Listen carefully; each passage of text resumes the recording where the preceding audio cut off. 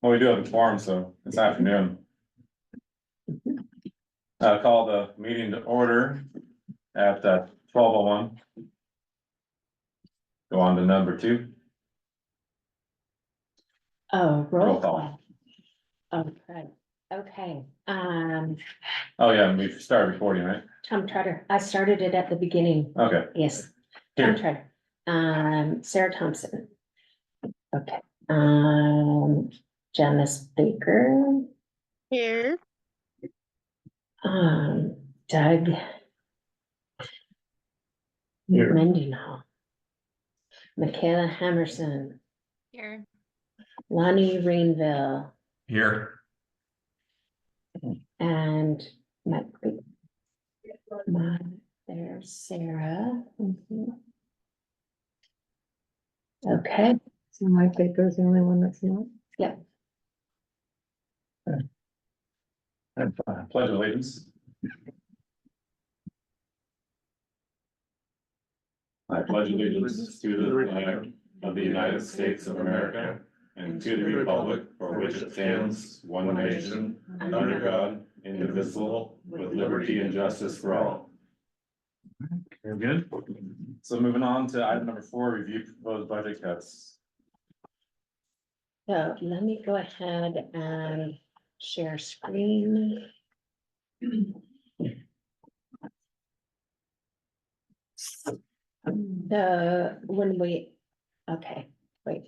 Share. When we ended the budget meeting on Monday, the total deficit was the 246,673. One of the items that I had been asked to add into the budget was, what would it look like if we had a COLA? So the budget that was presented, that is this deficit, already includes a 2%. But the 5% would bring us to 316,377. I also wanted to put it in there, what it would look like if we had 0% COLA. And we would be starting at a $200,000 deficit there, 200,204. So there were a number of different scenarios that I ran on health insurance, fares, passes, medical, wheelchair vans. And then sorry, my phone is ringing. Those scenarios, I don't know how you would like to do this. I mean, I don't know if you reviewed and have comment that you'd like to provide at this point, or if you'd like me to go through each one of those scenarios with the options, or Well, I have just a question, so it's 2 columns, where it's health insurance, fare, et cetera. Mhm. The first column, what does that reference, and the second column, how does that reference? Okay, so on health insurance, the first column. Okay, and I have to make this as a little minus side of the, all right, there you go. Oh, maybe. Yep, there we go. First column references.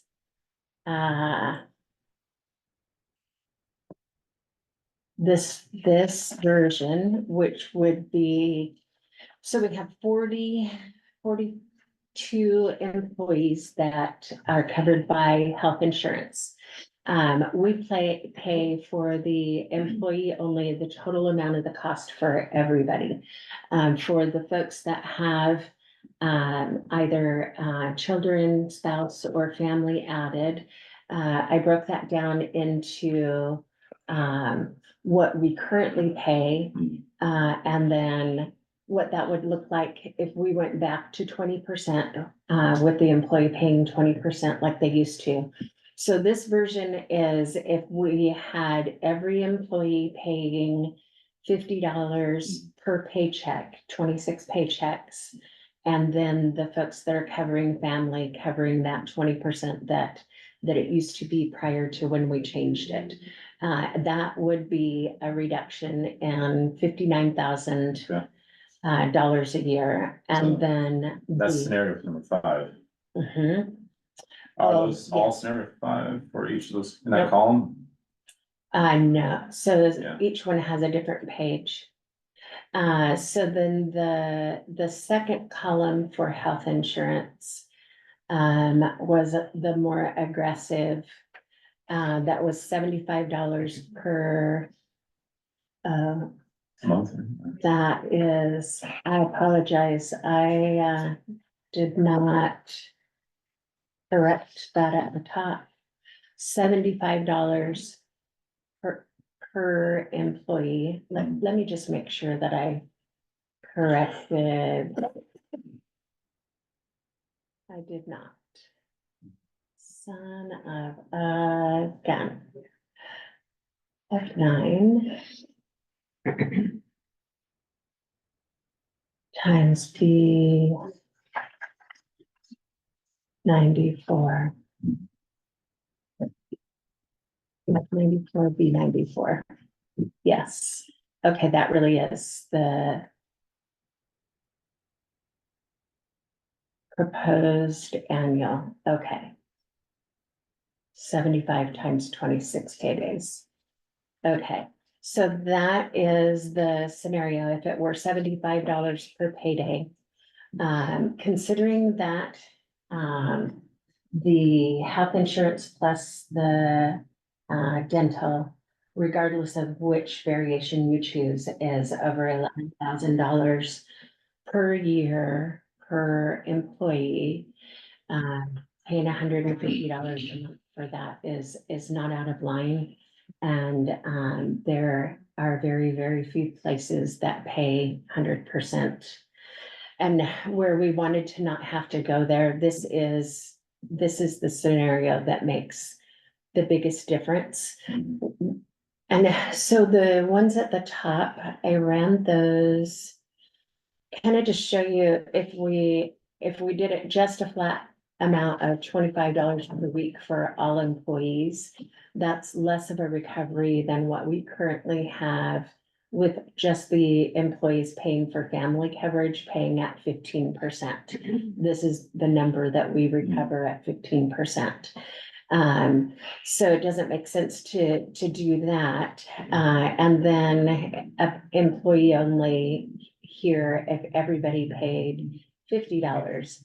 But then when you start looking at, the need for the budget and where we are as far as the people that are utilizing the additional funding, that is spelled out better here. So depending on, there are only like 14, 15 people that are paying with health insurance. It kind of evenly spreads it across and it doesn't penalize just them. So that's why I had to give you options and It should be done as equitable as possible. Shorter if it was to be done. yeah, and so that's kind of where I went. If we went back to the 20% that it used to be for the employees that are covering family, if their portion of that was 20%, which is what we originally paid. And then everybody pays $75 for their employee only cost per paycheck, then that's the cost savings that we have there. So that is scenario 6. And I believe that was the last one that I had done. So scenario 6 is the column 2 here, the 86,000, which is also the one that I put in the revised numbers when I went back in and looked through the budget. So this one here for fares, I've used that same version in all of the choices here. because that is also one of those things is kind of fair and equitable. When we're looking at our fare box revenue for 24-25 is projected to hit 141,000. That includes the 15,000 contract from UCC. So in actuality, our fare box revenue for 23-24 is actually 120,000 we're projected to hit. And for 24-25, it's 126,000 without that contract revenue. And that contract revenue will still be there, but if we're looking at numbers that are generated by the fare box, what people are actually dropping into the fare box, that's what we needed to do there. So what I did is I pulled the ridership. This is what our current ridership is for the last 12 months. With the way that it has been rising, our projected ridership by the end of June 30th, prior to looking at any cuts, was 110,000 for fixed route, 18,000 for paratransit, and 4,700 for dial-a-ride. If we go ahead and do okay, this is what the projected 10% increase would have been for 2025 with no changes. And then if we do a 20% decrease in ridership as a result of all of the changes that we make, then that projected ridership drops. So instead of looking at being 135,000 total for the three modes, then we would be looking at closer to 107,000. Maybe not by the end of this year, but by the end of 18 months. So as those are the numbers that I used when we're looking at fare box recovery. So at 120,000 right now, dial-a-ride is $1 a ride and paratransit is $2 a ride. So that those two numbers, when we change the paratransit service area, are gonna flip-flop. So where we currently have projected 18,000 in the paratransit ridership by the end of June, that will actually flip-flop, and next year paratransit will be back in that 5,000 range, which it has typically run for like the last 5 years. And then the dial-a-ride will flip back where it has typically been in that 15 to 18,000 over the last 5 years. So when we're looking at the dial-a-ride cost, right now, that is $1 per ride. But if we B14, that is this number here, the ridership number. Paratransit is, so son of a gun, I did it again. No.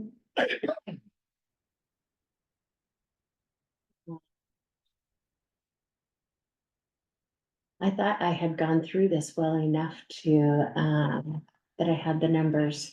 So paratransit is actually, right now, that's what this is. Dial-a-ride right now is just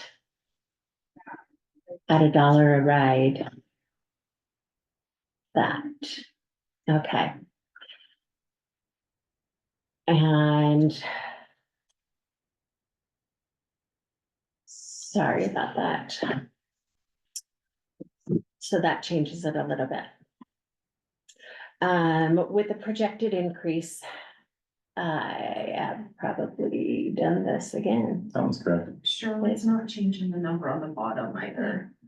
It's not supposed to, Okay, as a percentage. okay. Yeah. The 120,000 is a percentage? No, the 120,000 is the projected, and the rest of it is a percentage. The, Projected rights?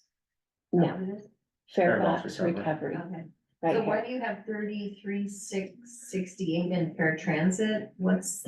16,834 Oh, times two, okay, times gotcha, 2. gotcha. Mhm. So, the paratransit, when we changed the dial-a-ride paratransit service areas, that number would flip to only about 5,000 in paratransit, which would be the times two, 10,000 in paratransit. The dial-a-ride, if we go with, there were two scenarios that I had put in here prior to receiving Randy's recommendation, which I apologize, it got sent out to the board, it did not get included in here, but the recommendation was to go to a $5 a ride for the dial-a-ride, although there is a $3 a ride scenario here as well. What that does, so Randy, if you want to go ahead and speak to this. Sure. Um, So in looking at the two different programs for dial-a-ride and paratransit, paratransit's requirement, and we're required to provide that service. We have fixed route services under 49 CFR 37-121. Dial-a-ride it's a premium service. It's above and beyond. It's a vital service. It is that safety net for our citizens that live outside of the service area for a paratransit. But one of the things I'm looking at is the cost inequities. So the dial-a-ride being $1, and that's a premium service with longer trips and longer ride times, and paratransit being $2 a trip, being a required service. And my recommendation is that we do increase the dial-a-ride and to get rid of that fare inequity to $5 a trip. The dial-a-ride trips, just looking at first quarter, are on average 3 times longer than a paratransit trip and averaging almost an hour. So they're long trips, travel time and for time wise. So that is my recommendation. I'd be curious to see what it would look like to affect the numbers up there. It's here. Okay, So if we're looking at a 10% increase and the change for dial-a-ride to $15, I'm sorry, to $5, we'd be looking at a slightly lower number. Because increasing the fare that much would, that if people have the choice of riding the bus or dial-a-ride, and it's gonna cost them $5 to get on dial-a-ride, but they can choose to ride the bus, that'll eliminate those people that really can ride the bus that are choosing dial-a-ride because it's an option available to them. So with that lowered number, that would come out to at $5, about 67,000 for the fare box for dial-a-ride. Over a period of time with that projected 20% decrease in ridership, then that those numbers go down. So this wouldn't be at the end of the first year that we would see these lower numbers, but most likely by the end of the second year, we'd be seeing the lower fare box recovery because of the reduced rides on the system. So my recommendation was to increase the fixed route fares by 50 cents. And then with the service change to paratransit, that would be 14, let's make sure we got the right one. So that's the larger number that, paratransit. Fixed route, if we increase 50 cents for fixed route, we are required to double to paratransit. So if fixed route is $1, paratransit's $2. Fixed route's $1.50, paratransit's $3. The reason I hesitate to recommend going to the full $2 where we were 2 years ago is that nothing has changed in our economy for the reasons that we chose to reduce it in the first place. I realize something's changed in our budget that affects it, but we were going for a change for the people that are needy within our community, that don't have the money to be able to pay $4 each direction to go to the grocery store. And some of those scenarios that were presented at that time, we still have those riders where when she said she was able to, with the money that she saved from the paratransit fare, she was able to buy the chicken meal deal, which provided her with 4 meals. So we had a lot of those kinds of folks that were providing their personal input on what a fare reduction looked like in their life. So adding the 50 cents does increase our fixed route fare. It does increase the charge in the paratransit service area. And then if we went to $3 ride for Dial-A-Ride, that's what that would look like. And the $5 a ride, I don't think this is that. It is not. This is that. $5 a ride would be the 67,000. So this is the total, the 146, if we do a 50 cent on fixed route, which would be $1 on para to $3 on Dial-A-Ride, or a 50 cents on fixed route, $1 on para and $5 on Dial-A-Ride. These would be your fare box recovery before the UCC $15,000 contract. But when you subtract our current fare box recovery, it gives us an actual increase in revenue of either 20,000 or 47,000. So that's, you know, it looks like a really big number until you subtract what we're already making out of it. So Big that's. chunk of 200,000, yeah. Mhm, it is. So the one that I recommended in all of the scenarios on your cover page here was the 47,000. And that there again, because it is fair and equitable across all modes for the increase. So on the wheelchair medical transportation, the more that I dig into this, the more that I am challenged to think that we can make this program break even. The ambulatory volunteer drivers, that income has been going to pay the loss in this program for quite some time. I had Crystal, who does all our board report ridership numbers, pull the rides for the wheelchair drivers. She went back to July out of Route Match. And so she's got the number of drivers associated with those rides. How many of those rides were ambulatory? So that's at a different rate of pay.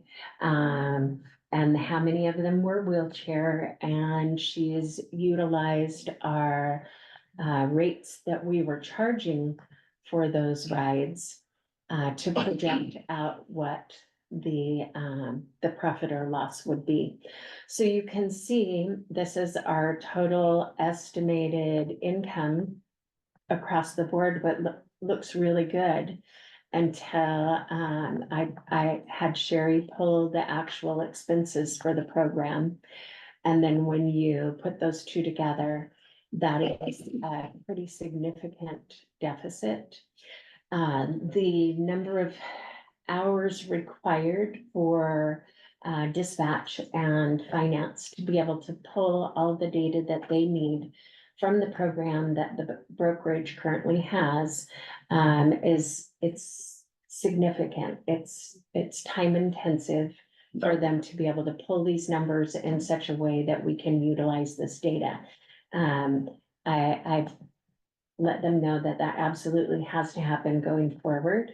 But my recommendation is if we cannot show that this program is breaking even or making even $5 or $10 by the end of June, I would recommend that we eliminate the program.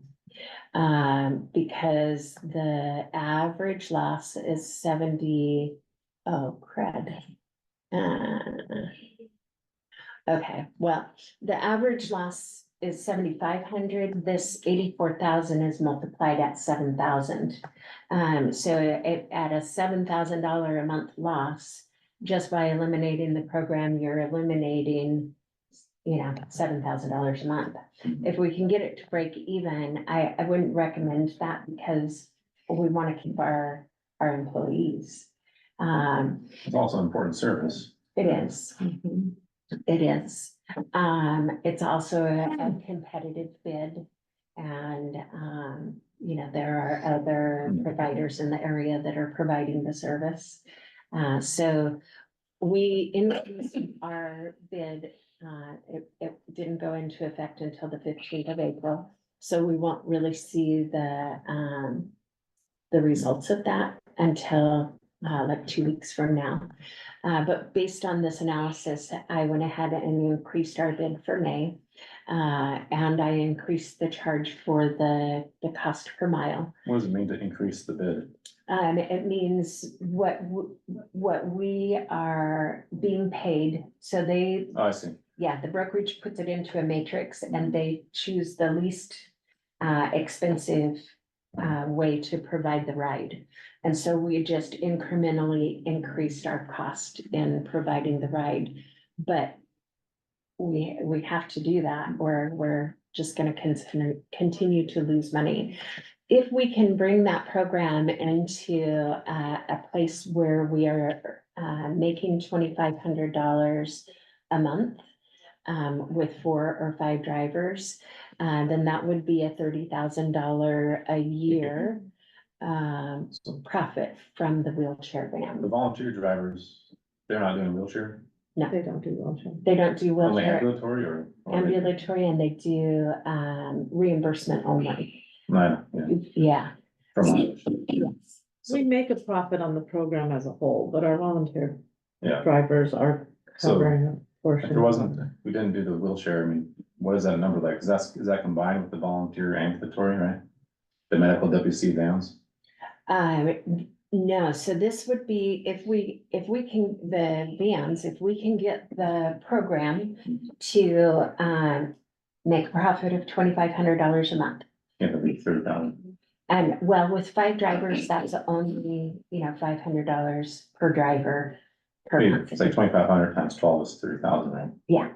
Yeah. Oh, yes, that's what we got there. And then the 75,000 for 2 volunteer drivers, that's just on the average, the income associated with the volunteer drivers when we bring new ones on board. That is over and above the cost of reimbursing their mileage. Where does that average number come from? Is there, it's shown on the spreadsheet somewhere? It is not. It is not, but Sherry might have access to the volunteer driver information. The one that Crystal. Might want to touch base with the online groups. It does say 2 down there. I don't know if that means there's chat or any questions, but Yeah, how are we proposing to make this extra money? Which extra money? The extra $2,500, I mean, or not, how are we planning to turn that into a profit of 2,500? So that would be over here with the wheelchair rides. What I did is, so this is the number that went into effect on the 15th of April, which was Mhm. just a change in the pickup for $25 a pickup. That it's not enough to make a difference. So what I did is I went back through previous bids that we had done, and $260 a mile and $26 a pickup. And multiplied out by 4 or 5 drivers based on the rides. It's still, I don't know that I don't know that it's gonna do it. So projecting May is that cost 39,000 for the expense? Yeah, I mean, and that's a So yeah, if you projection. have 5 drivers, 35, you're still losing 4,000. Well, so if we have 5 drivers at 40 Oh. and 42,000 is the income, And also, then, you're not, something is like a legal thing where you can't lose money on it, right? pardon? Isn't there a legal thing where we can't lose money on it? Well, so we can't use money that's allocated to public transportation on this program. Okay, so you can lose money on it. That's okay. What, you can, obviously we Yeah. can, we did. I just want to make sure that, because I was under the impression that was like against the rules or something. Well, it is against the rules because what we're doing is we're using money, well, so the volunteer drivers are carrying the wheelchair drivers. That's against the rules. No, Oh. that's not against the rules. But what we were looking at was, we thought the volunteer drivers were the income that was gonna bring us out of the hole. When in actuality, they're already bringing the wheelchair drivers out of the hole. And it's a wash. It's like we're not getting, basically, we're not getting any income at So, I all. mean, if there's other aid groups in Douglas County that are providing the service, or like in Roseburg and stuff. I don't know what the other board would think, but I mean, that seems like it's a possibility to maybe discontinue. As long as that service can be provided by other people. Yeah, so I'd like to try to give it 2 months to make a profit. I'd like to see what the new rate does for May. But I'd also, want to increase the rate for June and see what that does. Because it's possible then all of a sudden we won't have any rides. So, Yeah. It it's, is, so it's a possibility, but like for tonight's budget committee meeting, don't we need like we a need a firm thing? decision. Yeah. So that would be deciding whether we're gonna continue or not, right? Yeah, so what I put in here was based on that, this is the 30,000 at 2,500 a month, which is only $500 profit per driver with 5 drivers. So that's the scenario that I put in there. But it's not my decision to make. Yeah. You know, so Yeah, there are 2, I mean, it shows the red 2 number there, so I don't know if you can bring that up. Cause there might be people that put something in the chat, oh no, this is that is, something that's separate. yeah, Okay. oops, sorry. I mean, it had been mentioned at the last budget committee meeting as well as to discuss. Possible changes in direction, you know, as far as like pursuing the project next door. Mhm. Because if we didn't pursue that, I mean, that would free up. Like very large quantity. Mhm. So I was hoping for discussion on that as well today, because there's possibility to develop this property with state funds. Like So, if we saved enough money over a period of years, right, and we, The current property that you own? yeah, no, we couldn't use federal property, or federal money for this stuff, right, but we could use our own money. Or state funds. You can, the only problem is that if, I mean, basically that ties your hands, that if you ever wanna do anything with federal funds on that property, you cannot do that. Yeah, Without going through NEPA. well, we can't go through the NEPA because we already own it, I know. obviously. Yeah. I'd like, I mean, I can speak to what that would do to us if we don't pursue that. I'd like to have Randy's, because he's the operations manager. He's the one that deals with the drivers, the vehicles, all of that. I'd like to have you share how that affects you if we can't increase the amount of parking. We can't change the number of buses that we have. We can't install the electric stations Yeah, that no, are downstairs. Yep, we wouldn't be able to move forward with any type of electrification unless we. When we got a different property to install that. And that is the future of, public transit is, going low, no, and, right now we're really tight for space. If we have every vehicle on property, we don't have room for them all. And, it just causes a safety hazard and concern, backup collisions, wear and tear on the vehicles, not enough room for parking, not enough room for employee parking. There's added things too that they're not necessary, but state of good repair to have a drive-through bus wash where you can keep the fleet, clean on a regular basis. I have seen a transition from an agency that outsourced all their maintenance to bringing it in-house and saw the immediate effect of that, positive effect.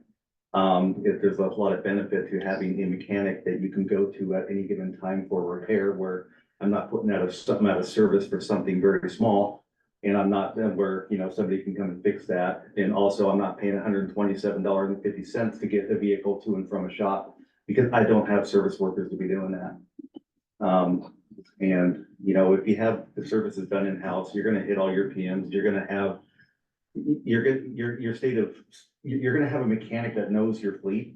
They're gonna know the ins and outs of them, they're gonna know the intricacies. And so, yeah, I have seen the value. I've seen the value of going from an outsourced, services to a in-house and, saw the immediate positive effect of it. Hey, anybody online have comments on what's been presented so far?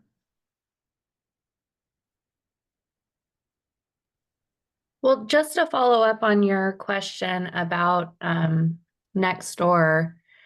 I mean, what does that do to our budget? Because I hear what's being said and I appreciate all of that. I think that right now we're kind of looking at some critical decisions that have to be made to make sure that we can continue to have these employees and continue to have a transportation district that's functioning. And so I think it's a good question to at least know what the financial impact would be if we didn't move forward with that project. So part of the not moving forward with the project. So the funds that we are replacing, the 522,000 that we put into the budget during the last budget committee meeting, those were funds that were allocated, they were STIF, the Special Transportation Improvement Fund, that were allocated over years of time as the reserve and match money for these grants that we have. So the end result is, so if we don't pay those back, then it absolutely, it frees up funding for our operations. But then we've got 3 electric charging stations sitting in our garage. But we won't have buses to charge them with.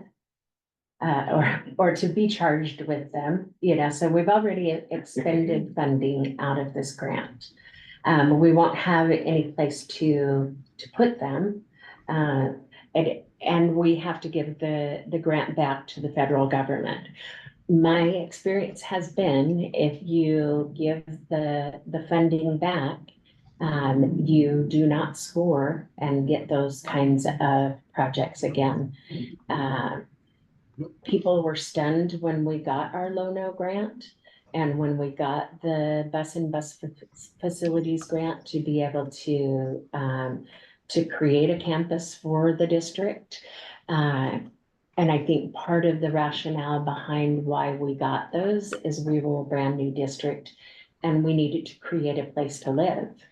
I don't anticipate we would be able to get grants like that in the next 10 years to be able to grow forward. It's kind of just. I mean, I think it's really important to continue servicing the public. That's like a really super priority for me. So like expansion is nice, but like there's a really critical, financial crisis right now. And then there's also the concerns that I would have is like when you finish the facility, then you have additional employees, which increases the cost. And how are you gonna cover that cost? So that has always been built into the projection of the additional funding.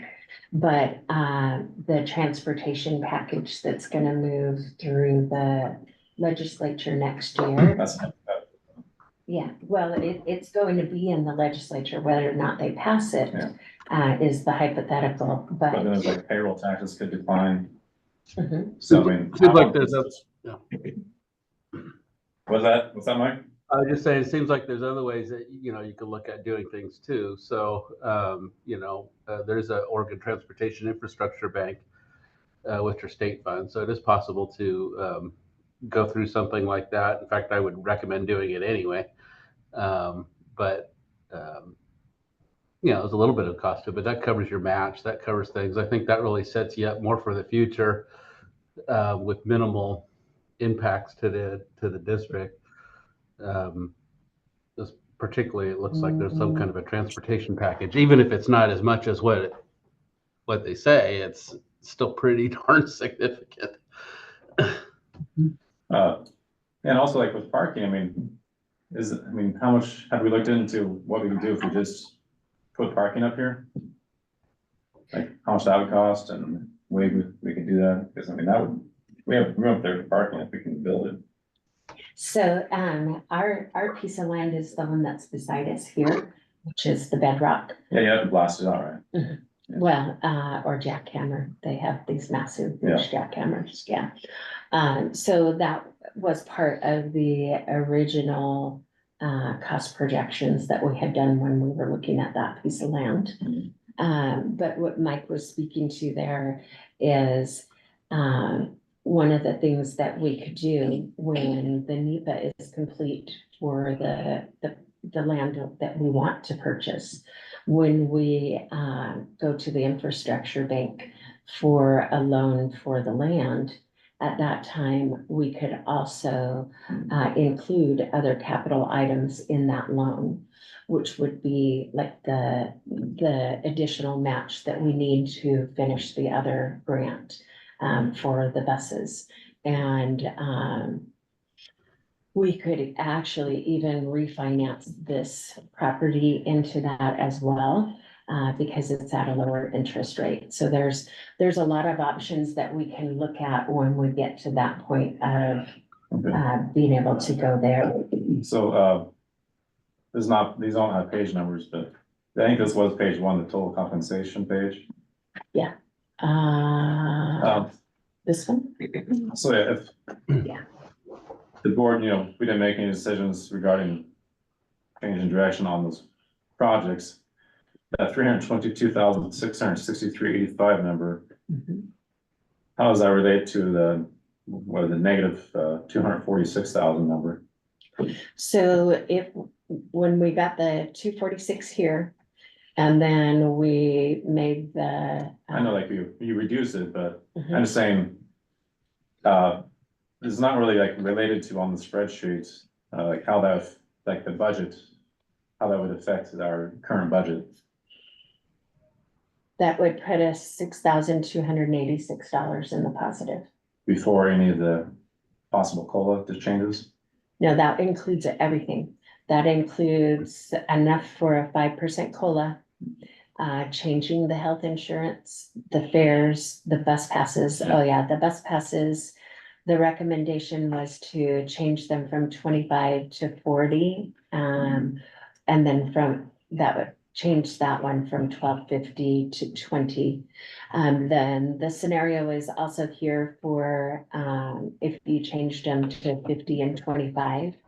But some of the people, you can see that's not a huge number of people that are purchasing those passes.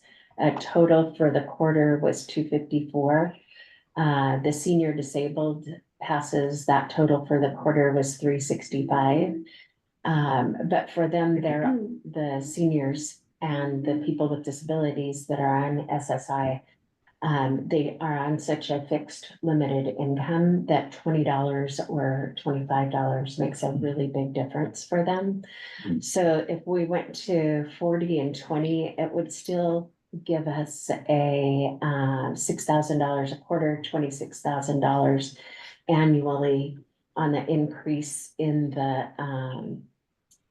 Do we have to raise the senior disabled price? they have to be equitable. Yeah, we raise regular, we have to raise the other one as well. So that's the One thing I number. noticed though, Cheryl, was nobody in the state charges less than $50 for a monthly pass. Oh, that's right. And then we are the only agency in the state that provides a discount for veterans. Mhm. Everybody provides a discount for veterans, but only for disabled veterans. So you could see here too, our veteran ridership that actually utilizes that is very low. So we're not talking about a significant number that changing that would make. But we do, because we have the veterans facility here, the folks that do ride it, they are very appreciative. Mhm. Um, How so- is it equitable though to increase the disabled people's price by $750, but not adjust the veterans? Doesn't seem equitable to me. Well, the veterans they look at as, they've given service for our country. A lot of disabled people have as well. I mean, and also like $750 for a person that might, there's people that are older that might only get $400 to $600 a month social security. Mhm. I mean, that's a huge difference for them. I just don't know if that's really equitable to change Well, that and stuff without adjusting the veterans price. And that's why we're here at the table. I mean, even if we took, if we made that, say $10 because they haven't had a fare at all, then we're looking at for that one. That would increase our revenue by $430. And I was talking about being equitable here. And we could do that one if we did it by 25. Otherwise, you're giving like a favored group. Is that for disabled veterans or just every veteran? Veterans, all veterans. Well, disabled veterans should have the other price, I think, right? The different disability price, isn't it? Well, like I said, we're Yes. the only transit agency in the state that provides a discount for being a veteran. It's like elsewhere in the state, Mike, do you know if they have what a disabled veteran would get? As far as a different fare? I'm sorry, I didn't catch what you said. Do you know about like elsewhere in the state, what like a disabled veteran, if they have free fare or what they might get? A lot of times they're just half of the regular fare. Okay, So like our senior disabled pass. Yeah. It would be senior disabled and veterans. So we could absolutely do that as well and include it back into that. there's also something. to It's be like said for seniors, fine. disabled veterans, they're all in the same group. Yeah. So is this is you proposing to make the regular bus pass $40? Is that right? Yes, But there was a comment that it's $50 everywhere else in the state. Or more. See, I don't understand why we would be raising the prices for our veterans and our disabled if we have our regular bus passes that are still underpriced as compared to the rest of the state, because you can make up a big amount of that difference probably if you put that at 50. I mean, what does that do?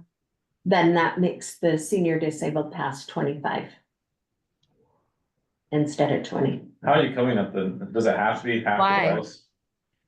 That's the way that your fare structure is expected to be, that your senior disabled fare is half the price of the regular fare. and Is that like you- a regulation or what is that? Yes. Like in Portland, when I used to sell, when I was a bus driver, the regular fare was $2.50 and honor citizen, which covered like veterans and children and senior citizens and veterans was $1, which is less than that. But I'm Yeah, trying can we to- look into that? I mean, actually, somebody provided me with a very extensive coverage of what agencies in the state charge what fares. Yeah, I don't know if our state representative has any comment on that. Oh, I was looking, because I'm pretty sure that, Curry County, but I mean, they're small. They Well, I know. provide a substantial discount for their veterans, so. yeah. And just looked at Basin Transit, their monthly passes are $27, For their veterans. not just for regular fare. Regular, yeah. So, so that number, there is a number built in there too, but of course we can change that if you feel that's necessary. The change in the passes that was recommended at 40 and 20 would increase the number by 43,000 per year. So when I keep going back to the recommendation that was made by the reviewers, which was to How many take people do we have in the meeting now 6. with Sarah leaving? That's 6 with Sarah leaving. I'm sorry, I just lost my train of thought. Something about fares, maybe. You clicked on the passes.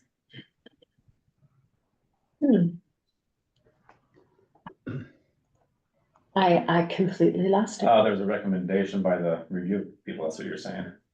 Oh, yes, so by RLS.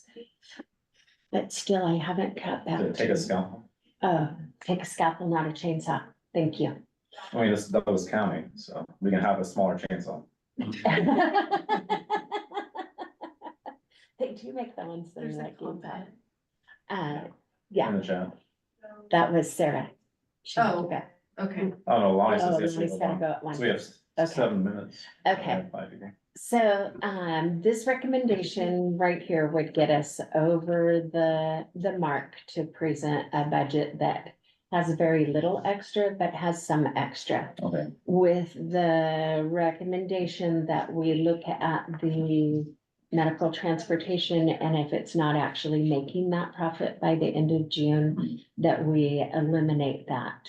so, And that would, again, yeah, get us into the range we need to be. I think we have that number there, we're not in the negative, I mean, it's not, I don't feel like ideal about it, just because there's a lot of what ifs and hypothetical and ridership numbers and volunteer drivers potential, but I think it's good, might be good enough just to get us to the meeting tonight.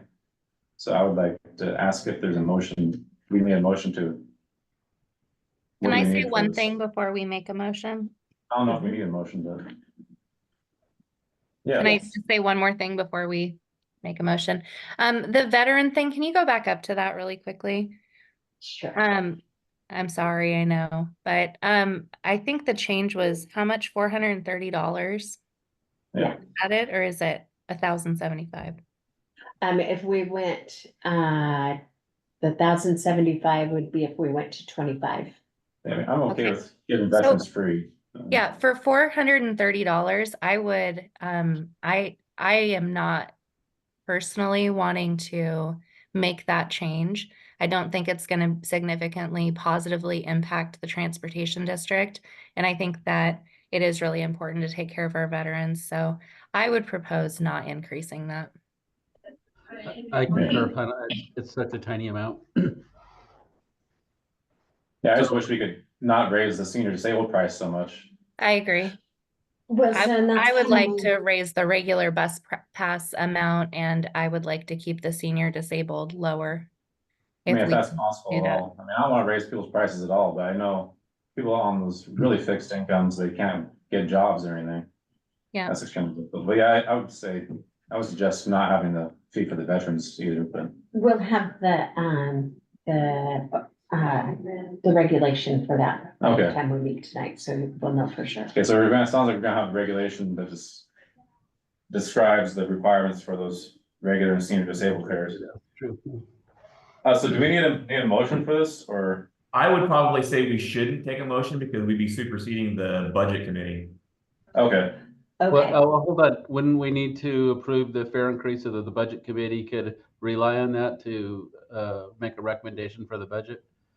I think this has to come before the budget.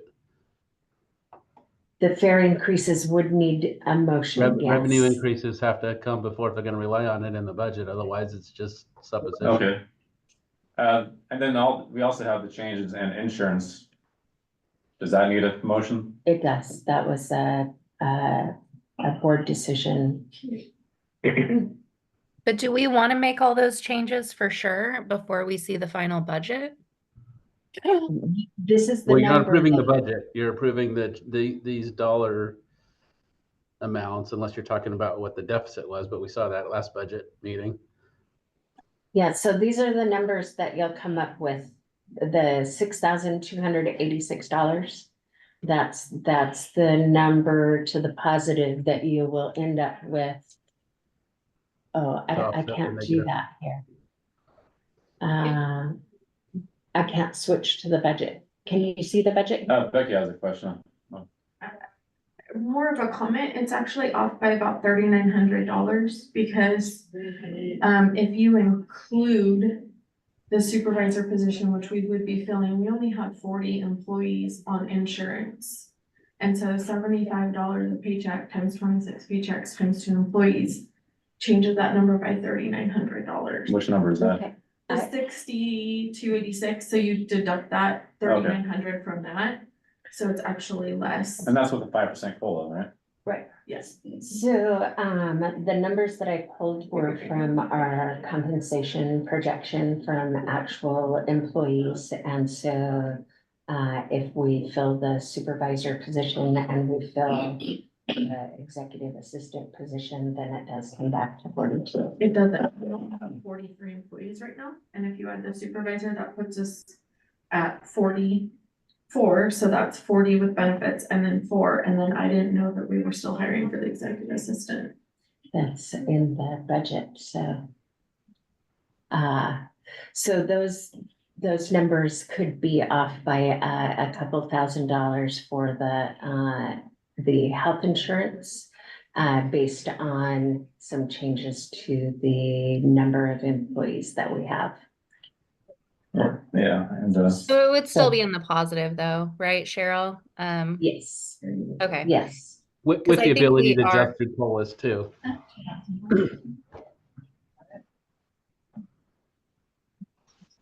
So do we want to do the health insurance one or no? this is also with the 5% COLA though, so, It is. and, as a board. I mean, We I'll can make adjust what we changes. provide on the COLA.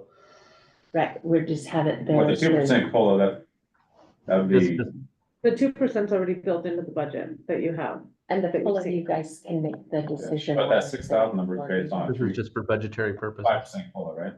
Mhm. So, I mean, I Right, so don't we want can, to not compensate people. when it gets put into the budget, if this is what goes into the budget, then at the Right. next board meeting, the board would decide whether or not to give a COLA at any level. You could still make that decision at any level. Yeah, so this is just getting the stuff to the budget committee so that they can then send the budget to the board and then the board will we can make additional changes, right? Yep. But then it also has to be updated and then sent out for public review as well, right? If we make changes. We don't need to do anything on the health insurance though, right? The health insurance is a board decision It as is. to whether or not we're gonna start charging the employees. Oh, that's right, sorry. Yeah, So yeah, we need a motion for that.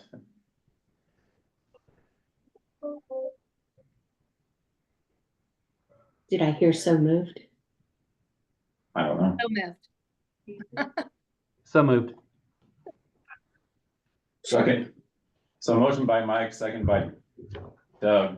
All those in favor of making the suggested healthcare changes?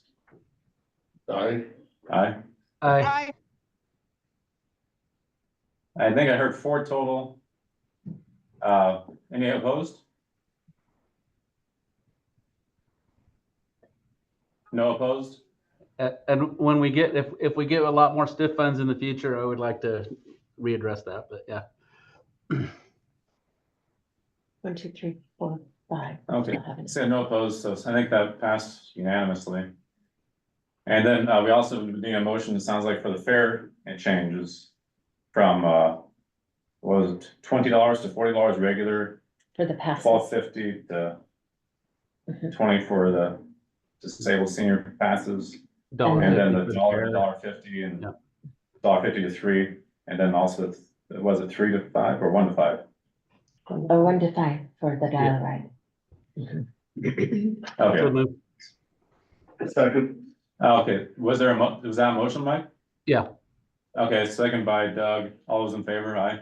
Aye. Hi. I think that was unanimous, no opposed, correct? Okay, motion passes. Do we need any other motions for any of the proposed changes? Okay, The others would come later. in best case, then, there was the add immediate action items to UPD action plan on the agenda next, item 5. Okay. I want to say, Cheryl, I think the messaging will be real important on the fares. Yes. Increases and really, we're almost just returning them to where they've been. You know, we've only raised them, not even, or lowered them, not even 2 years ago, but they're not even back to where they were before. Yeah. So There can just, also be you know, the something increased about- costs, things cost more nowadays too. So, yeah, I think most people understand that. So item number 5. Item number 5. Yeah, it says add immediate action items to UPD TD action plan. Oh, so that was regarding how are we gonna make immediate changes in the reduction of the outgoing Yes. funds? And so that would be the things on the spreadsheet that we just saw. Okay. Yep. Okay, so we covered that? Mhm. Okay. Moving on to item number 6, interim policy regarding management conduct. Do you want to read this, Cheryl? Maybe. I guess, yeah, Mike, you guys don't, I realize you don't have a copy of this. I'll listen. I'll send it out after the meeting. So it is interim policy regarding management conduct, senior management, which includes general manager, operations manager, HR manager, and finance manager, will take complaints directly to the Umpqua Public Transportation District Executive Committee for investigation. The executive committee will bring recommendations to the Umpqua Public Transportation District Board of Directors.